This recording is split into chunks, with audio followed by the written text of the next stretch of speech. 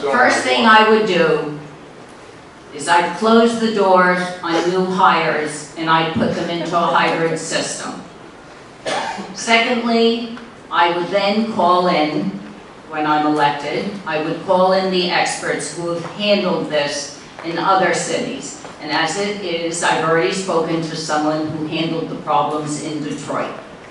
There are ways you can look at the contracts and see how you can negotiate things that are actually other than what we promised the retirees.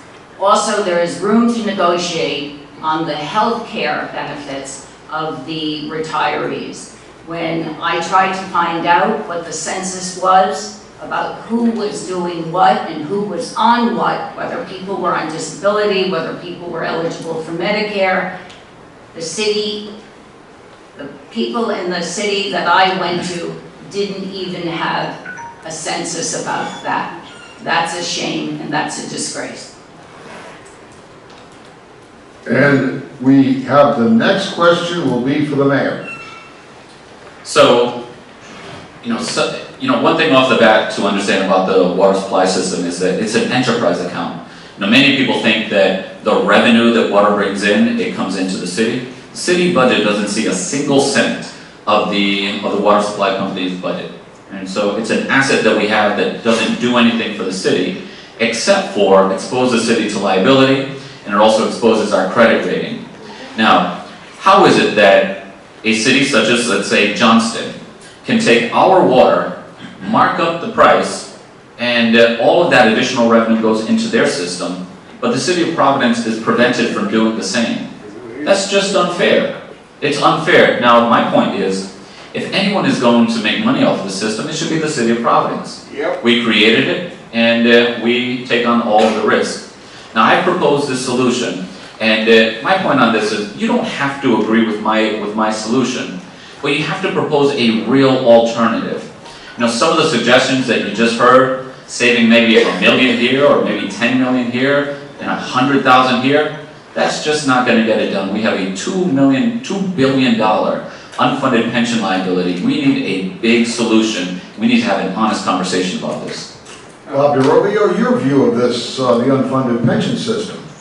If the unfunded pension system is connected to the sale of the water supply, then I've come out on record as being against the sale of the water for this particular purpose.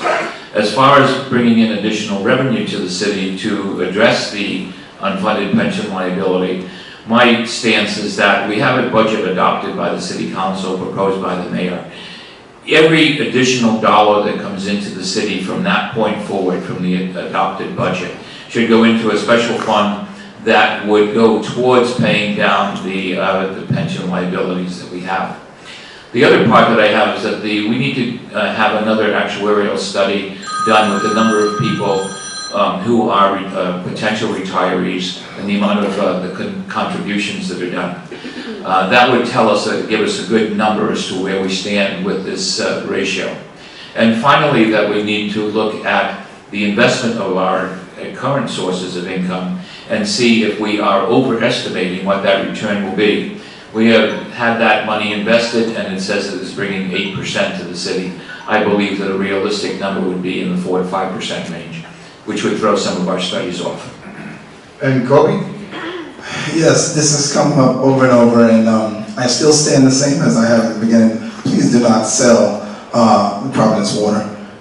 As it was said by many of the people on this panel, that Providence Water is our most valuable asset. So why, as smart people, would you sell your most valuable asset? Okay, we have to get together collectively.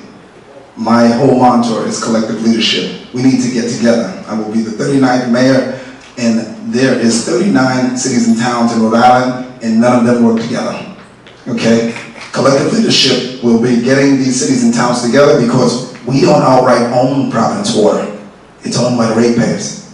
Okay? So a lot of the things we need to do is, with this whole transparency thing, we need to stop looking into it and also stop letting the ratepayers look into their options. Okay? That's how you govern. That's how you lead. You show people the options, and then you give them a chance to decide. We got to stop throwing things down their throat, these quick fixes, and then we have to deal with the consequences later.